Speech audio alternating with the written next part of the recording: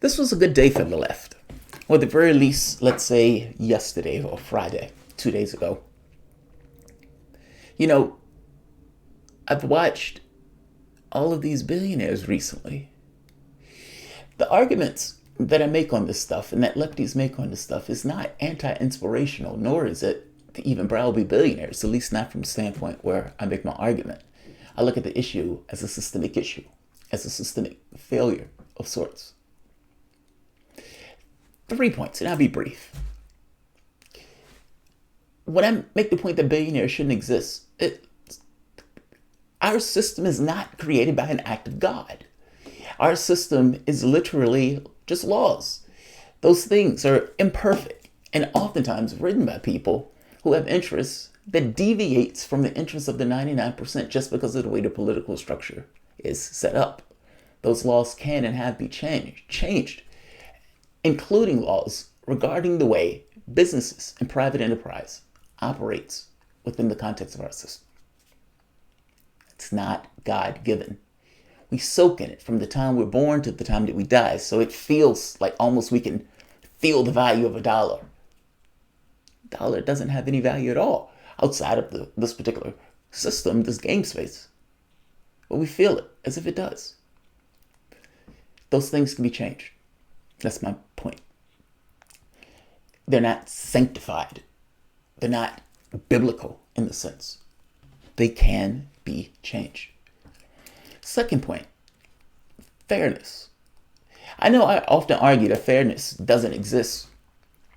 And that's true, but because it doesn't exist, fairness is not an absolute.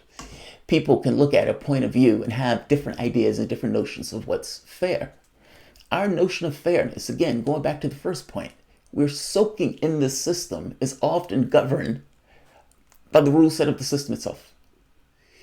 Meaning, because we're born from cradle to grave, and because we see our parents do something, and we see our grandparents do something, and we ourselves do something, and our kids repeat the process, it seems normal. How we operate, how we go about affairs seems normal, unless you question how you operate and how all of this operates. Step outside of it for the moment and see it in a way to which I see it. I'm stealing this from Ashikar. Jeff Bezos has $160 billion. Bill Gates has $15 billion. At one point, Bill Gates was the richest man. Jeff Bezos is now the world's richest man. DeWalton has $50 billion. If I gave you $1 every 10 seconds, it would literally take you 4 months to become a millionaire. It would take you 310 years to become a billionaire. Like, the numbers are so order of the magnitude, just outright atrocious. The top 1% counts as $421,000. If I gave you $421,000 every year from the time Jesus was born to now, you will still not have $1 billion. These numbers are fantastic. Bill Gates supposedly was involved in philanthropy, and yet he quit his job and he has more money than he did when he stopped working, and massively amount more. Should an idea be infinite? Meaning, just because you add some level of innovation and you add an idea, should that idea give you infinite value? I know within the context of our capitalistic system, for the most part, we've allowed ruthless exploitation as shrewd and good business. Look at it for the moment when people see a wage increase. You'll see the stock market dip for that particular company. It's amazing. It's a negative incentive to give your employees a bump in revenue. But that is our system. That's the system to which we operate. I'm asking you, is that fair? 0.1% have more worth than the bottom 90% of the population.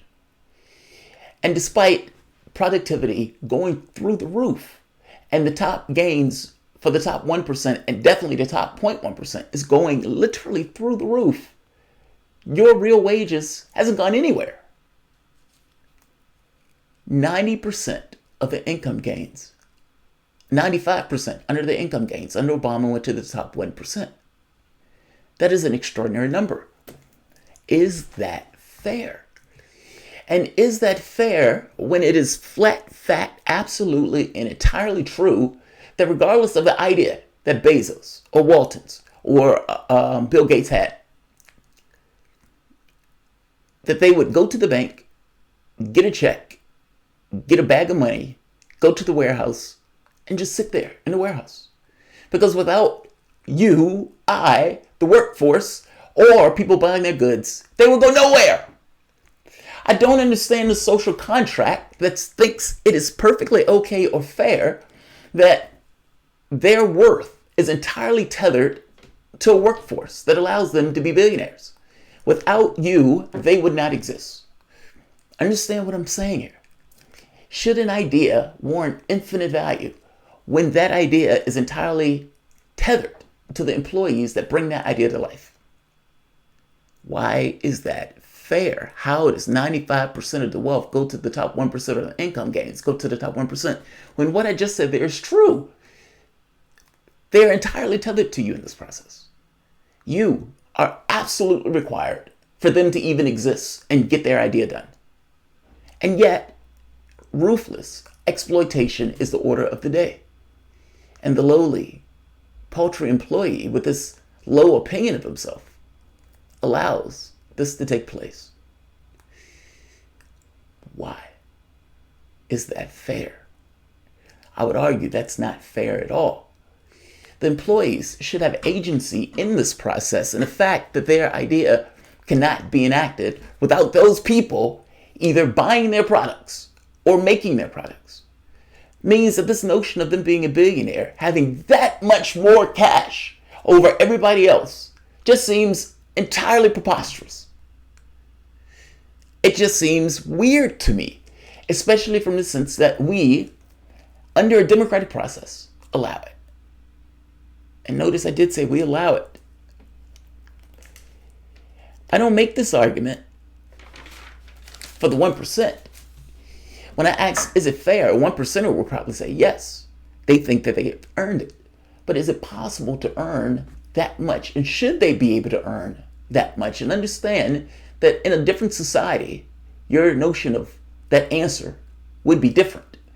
Meaning, if billionaires did not exist in 100 years, that answer would say, well, having $1 billion is preposterous. That's not something we'd allow. But that's not the frame of reference to which we start this argument from. We started from a frame of reference that has seen this, has been okay with this, and not just been okay with this, has co-signed this as a good thing, as opposed to a policy failure. In order for them to have that $1 billion, paltry working conditions, paltry wages have to be the order of the day. Meaning the Walton family, despite requiring the workers in order to do their job, in order for them to get billions of dollars, despite them having billions, some of the people that work at the Walton family are on government services. And not just government services, food banks, insecure, low wages. Same thing with Amazon. They were shamed into raising their wages for $15 an hour. I guess I'm making the point that the reason they are billionaires is because they ruthlessly exploited and expropriated the wealth from their workforce, while simultaneously a government not backing their workforce up. Human beings, us, people, the people who are instrumental in making their companies, bringing their idea to life, should have far greater agency in how wages are set and how that company is run. I would even go so far as to say we shouldn't allow companies to be run in a totalitarian system. It should be a democratic order. That's where I'm at. I understand a 1%er wouldn't like it, but I'm talking to the 99. The last point, democracy. You can have democracy or you can have an oligarchy. You cannot have both. And when I make this argument about an oligarchy, if you were in an oligarchical system, it would not say so. Meaning, it wouldn't rule nakedly. It would take arguments and raise this up as a democratic order, and you would believe it such because you were born up with everyone telling you it was. But a different, again, stepping back for the moment, 90% of your elections are won by the side with the most cash. That's extraordinary. 75% of politicians spend their time begging for money. And not just that, a Princeton study showed that what the public wants in regards to political choice and decision making amounts to statistical noise. What matters is the money and interest. That's your Democrat, that's your process. That's our democracy of sorts. Politicians get massive amounts of cash. We are not the ones to give that cash. I've made the point before, you have dollars or you have pitchforks. And in this particular case, you've only had dollars. We allow massive amounts of money to be dumped into the political process on behalf of candidates. Not necessarily going directly into the candidate's pocket, but do you think that the candidate is unaware that that money is being dumped in their favor? Of course they know. In their pockets, but also money waiting out here to hit them if they deviate. And also a revolving door, not to mention lobbyist jobs. You can get into politics and get rich.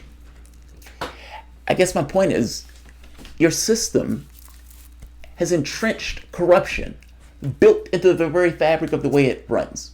And you have these front spokesmen who come out and give you the perspective of a ruling class and try to work around the edges, because in their heads they have to take the money, and so the best that they can do is nibble around the edges. They're buying your system. It's almost like calling this a democracy. It's like calling the Department of Defense the Department of the Defense. It used to be called the Department of War. That's more honest. I'm saying the same thing is true for the way that money has its fingers in our political system. And the fact that you have a billionaire class and with somebody with $150 billion, that money is not innocuous. Organized money, let's be very clear, is not innocuous. It is used to essentially perpetuate its own ends. The left is disorganized, but we're coming to our own. No, I don't think billionaires should exist. I think our society can change the law set to make it a more fair and just society. Both of my first points are true, by the way. The first point, that this is not enacted by God. The second point, is it fair? I would argue that it is not. And the third point, it is a problem from a democratic sense of allowing this financial center and people that are walking around with this much wealth. We don't allow people walk around with bazookas because we believe that the public good wants that not to happen. I'm making the same point about billionaires. It's not that I want to rip the money out of Bill Gates' hands. Again, it's more so that I want our system arranged in a way that Bill Gates just doesn't get the money in the first place. Pursuant to my last point about democracy, Sawant had ran up against Amazon, and Sawant won. When I said this was a good day for the left, I meant it. Amazon spent $1.5 million in a district to try to take Sawant down. They overall spent $4.1 million, if I'm not mistaken, to try to take multiple candidates down in the city council. Sawant put through legislation for the $15 minimum wage increase, but she was also trying to get a head tax in order to get rid of the homeless population that was in Seattle. They hated her. And this was a broadside with them literally trying to take down city council, just bluntly spending money to do so. You can have an oligarchy or you can have democracy. You can't have both. In this case, Sawant actually won. She was 8 points down on election night and ends up winning this race. And it seems like the other candidates are on point to win this race also. Sanders came out in order to back her using his email list to help her in this race. In a city struggling with homelessness, Amazon is dropping an outrageous amount of money to defeat progressive candidates fighting for working people. The way Amazon conducts itself in its hometown is a perfect example of out of control greed we are going to end. Again, why wouldn't they do that? This is my point when I say I don't blame an individual per se. I blame the incentives that the system allow for people to have. Why wouldn't Amazon do that? You've allowed them to dump massive amounts of money in the process. Yes. Why wouldn't they do that to ensure that they get the best things, even if it's at the expense of other people? They're a company. Their job is to maximize their profit. For them, it was a good investment to buy our politicians and run those politicians. And just to make the point more precise, a billionaire is in the White House. A billionaire, Tom Steyer, bought his way into the Democratic primary. Bloomberg was asked by Jeff Bezos to get into the race. Jeff Bezos, the richest man on the planet, is essentially asking another billionaire to get into the Democratic race to stop Sanders because it doesn't believe it can trust the Democratic Party anymore. You have two billionaires in the Democratic Party to go after another billionaire that's in the race. That only happened, just so we're clear, when they didn't believe that they could trust the Democratic Party anymore to live out their agenda. When Donald Trump put out that grotesque tax cut, look back to what the Republicans were saying. Chris Collins made this argument. He says, look, my investor, the people who donate to me say, get this done or lose my phone number. Donors telling him to get this legislation passed so they could get more cash for Christmas. Democrats, same thing. Klobuchar saying that he will shut his dollars if the Democratic Party continues on the trajectory that they're going. You can have a democracy, you can have an oligarchy. I'm making the point that you don't have a democracy, at least not in the real sense in the way that we talk about it. And I understand some people say this is representative government, but the question becomes, who are they actually representing? And my point is not you. Not you. Here's another one. Bezos and Amazon dumped over $1 million to Seattle's election to defeat ID for Lisa, Tammy Morales, vote Sawant, and elect Scott. Progressives who want corporations like Amazon to pay their fair share and end city's homeless crisis. We must defeat this greed. And they did. They did. It sounds like they won. This calls into question, by the way, the notion of the argument of the DNC. This notion that you can take millions and millions of dollars and you can work around the edges incrementally so you can maintain your cash flow and you can maintain your good relations with potential lobbying jobs or going into some kind of business or some kind of industry to set your family up for life. Incremental, working around the edges. She didn't do that. Like, the woman is an out-in-the-day socialist. And they won that race almost in the same way AOC won that race, attending to the constituents. In her case, the constituents know her because she's been working for their behalf, raising their wages and everything else against corporate interests. If the DNC was right, that wouldn't work. If the DNC was right, that wouldn't work. That did work because those people knew that she was representing their interests. Something that apparently the DNC has lost the mantle for. Ironically, a socialist, and the Democratic Party is also trying to reinstate them. Last point, Lula. Lula is walking free. Now, Lula is the leftist in Brazil, Workers' Party. In prison, unjustly, Glenn Greenwald revealed this. Essentially, Operation Car Wash was ran, supposedly an anti-corruption thing. He was running in the presidential election. It kneecapped him. Oftentimes, you will hear me use this argument when I'm arguing about selective justice, making this argument that selective justice is not justice. Even if Lula did something, if you have 5 or 10 other people who are around him who are on board with us, and they're just as corrupt or they have charges on themselves, and you're just looking at Lula, how is that just? Even if he did something, I don't even postulate he did anything. I use that as an example, though. They went after him for political reasons in order to take him out of the race. A Supreme Court gave a bombshell ruling that said if somebody had appeals left, that you can't keep them in prison. That meant that after being in prison for over a year, Lula walks Lula walks. This is a good day. Wins are rare. This is a good day. Marcus Will Warren allow Bernie to push for Medicare for all as her VP? Oh, you bastard. Henry Luca. I got pissed when a cousin went hard on Sanders. She defended Obama. Was Obama's presidency almost a failure when he had both chambers and a movement? I got pissed when a cousin went hard on Sanders. She defended Obama. Was Obama's presidency almost failure when he had both chambers and a movement? Well, the thing is, Obama didn't really run on a movement. Obama ran on hope and change, but that was a political stunt. That was just political expedience, not necessarily because he wanted to actually start a movement. I hope you understand me. Obama was in the ilk of Clinton or Reagan or Bush, or, it's the same person. He's just black.